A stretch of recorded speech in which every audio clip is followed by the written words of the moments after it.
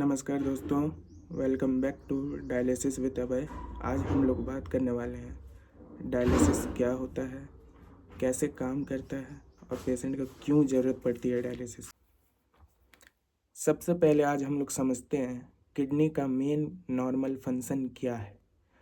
तो पहला पॉइंट है बॉडी से वेस्ट प्रोडक्ट को निकालना, एक्स्ट्रा फ्लूइड जो रहता है, एक्स्ट्रा पानी जो हमारे बॉडी में रहती है उसे निकालना, इलेक्ट्रोलाइट बैलेंस करना और हेमोग्लोबिन को मेंटेन रखना, बीपी को मेंटेन रखना। यही छोटी छोटी चीज़ें हैं जो किडनी का हमारे प्रति बहुत ही महत्वपूर्ण रूप है हमारे शरीर का। अगर हमारी दोनों किडनी फेल हो जाए तो 80 से 90% वेस्ट प्रोडक्ट्स हमारे ब्लड में जमा हो जा रही है, हमारे शरीर में जमा हो जाएगी, वो हमारे शरीर से निकल नहीं पाती है, इसलिए हमें डायलिसिस की ज़रूरत पड़ती है। अब आइए जानते हैं कि डायलिसिस किन पेशेंट को ज़रूरत पड़ती है और क्यों पड़ती है। सबसे पहले डायलिसिस की ज़रूरत क्यों पड़ती है। डायलिसिस की ज़रूरत उन पेशेंट को पड़ती है जो कि AKI या फिर CKD में हो, मतलब जिन पेशेंट की दोनों किडनी फेल हो चुकी हैं, किडनी काम नहीं कर रहा है ठीक से, ना कि वेस्ट प्रोडक्ट को निकाल रहा है, ना बीपी मेंटेन कर रहा है, हेमोग्लोबिन बना रहा है, ना ही इसके कारण हमारे शरीर में ओवरफ्लूड ज़्यादा हो रही है, वेस्ट प्रोडक्ट की मात्रा ज़्यादा हो रही है, इसलिए हमें डायलिसिस की ज़रूरत पड़ती है।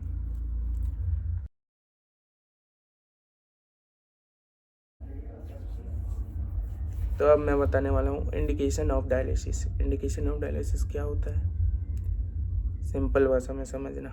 AEIOU, ठीक है।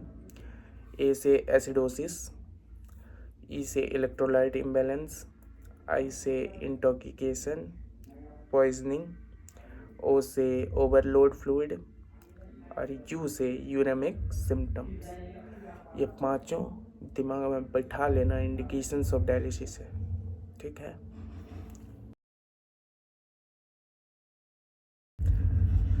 अब हम लोग बात करेंगे डायलिसिस कैसे काम करता है, ठीक। डायलिसिस मशीन ब्लड को बॉडी से बाहर निकालता है। डायलिसिस मशीन ब्लड को बॉडी से बाहर निकालता है। Step by step process. पहला प्रोसेस, ब्लड बॉडी से निकलेगा किसके थ्रू, फिस्टुला या कैथेटर के थ्रू, ठीक है। दूसरा, डायलेजर में जाएगा, ट्यूब से होते हुए डायलेजर में जाएगा ब्लड, जिसको हम लोग बोलते हैं आर्टिफिशियल किडनी, ठीक है। तीसरा पॉइंट, वो डायलेजर के अंदर हमारा सेमी परमिएबल मेम्ब्रेन मौजूद होता है। सेमी परमिएबल मेम्ब्रेन मौजूद होता है, वो ब्लड फिर आपका सेमी परमिएबल मेम्ब्रेन में आता है, डायलिसिस के कांटेक्ट में आता है और वो वहाँ से क्या बोलते हैं, ये वेस्ट प्रोडक्ट्स को साइड करके क्लीन ब्लड को बॉडी में भेज देता है, ठीक है। इस प्रोसेस को हम लोग क्या बोलते हैं, डिफ्यूज़न। इस प्रोसेस को डिफ्यूज़न बोलते हैं। अब हम लोग समझेंगे कि UF क्या होता है, अल्ट्रा फिल्ट्रेशन क्या होता है। एग्जाम्पल के थ्रू समझते हैं। जैसे कि पेशेंट का वेट है 60 kg, वो जबकि मतलब उसका ड्राई वेट 60 kg है और वो जब डायलिसिस कराने आता है तो उसका वेट तो 62 kg हो जाता है, मतलब 2 kg बढ़ जाता है।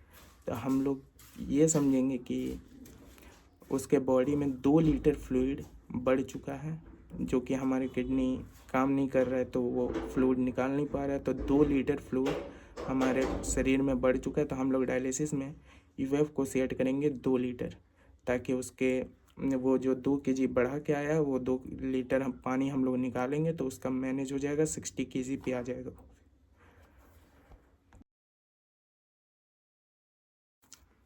अब हम लोग देखेंगे types of dialysis. Types of dialysis, 2 types of dialysis होता है, हेमोडायलिसिस, पेरिटोनियल डायलिसिस। हेमोडायलिसिस जो कि हम लोग HD मशीन के थ्रू करते हैं, HD मशीन में भी आपका 2 प्रकार आता है, 4008S और एक 5008S। दोनों मशीन अलग अलग है लेकिन काम एक ही करता है। और दूसरा है पेरिटोनियल डायलिसिस, जो कि आपका एब्डोमेन के थ्रू होता है। वो आप घर में भी करा सकते हैं, लेकिन इंडिया में अधिकतर हेमोडायलिसिस ही यूज़ किया जाता है, क्योंकि पेरिटोनियल डायलिसिस को अफोर्ड करना सब कोई मतलब अफोर्ड नहीं कर सकता है, क्योंकि वो बहुत ही कॉस्टली होता है पेरिटोनियल डायलिसिस। इसलिए ज़्यादातर हम लोग हेमोडायलिसिस को यूज़ करते हैं। और हेमोडायलिसिस मेनली 4 घंटे का होता है।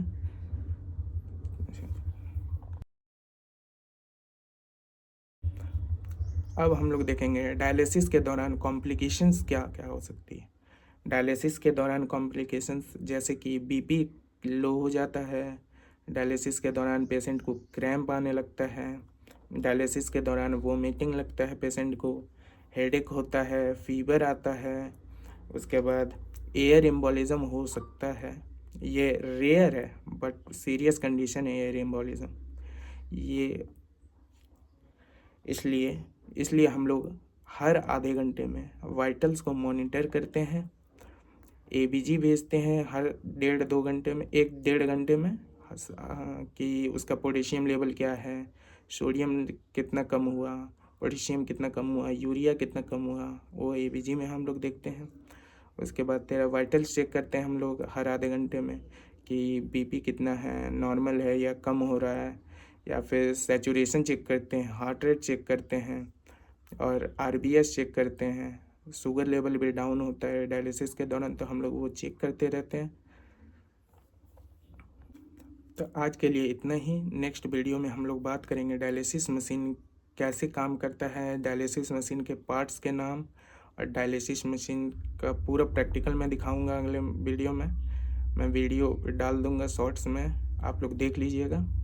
और तो अगर आप लोग को वीडियो अच्छी लग रही होगी तो आप लोग प्लीज़ लाइक करें, सब्सक्राइब करें, शेयर करें, थोड़ा सा सपोर्ट दिखाओ भाई। मेरा पहला वीडियो तो आप लोगों ने नहीं देखा है तो जाके देखो, उसमें मैंने बताया कि मैं इस चैनल पे क्या क्या बताने वाला हूँ। डायलिसिस के रिलेटेड सारा कुछ मैं बताऊँगा, प्रैक्टिकली बताऊँगा, थ्योरी बताऊँगा, PDF भी प्रोवाइड करूँगा, नोट्स भी दूँगा। अभी सिर्फ मैं थ्योरी बता रहा हूँ क्योंकि मैं ड्यूटी जाऊँगा, उस टाइम आपको मैं प्रैक्टिकल भी वहाँ पे वीडियो बना लूँगा, आके मैं अपलोड कर दूँगा, आप लोग देख लीजिएगा कि कैसे डायलिसिस वर्क करता है। तो थैंक यू। और आप लोग अगर सपोर्ट कीजिए, लाइक कीजिए, सब्सक्राइब कीजिए, शेयर कीजिए जितना हो सके। अब कमेंट में बताइएगा आप लोग को वीडियो कैसा लग रहा है। हर मुश्किल का इलाज होता है, हर अंधेरे के बाद सवेरा होता है। किडनी फेल हो सकती है पर हिम्मत नहीं, जब तक हौसला है तब तक रास्ता है।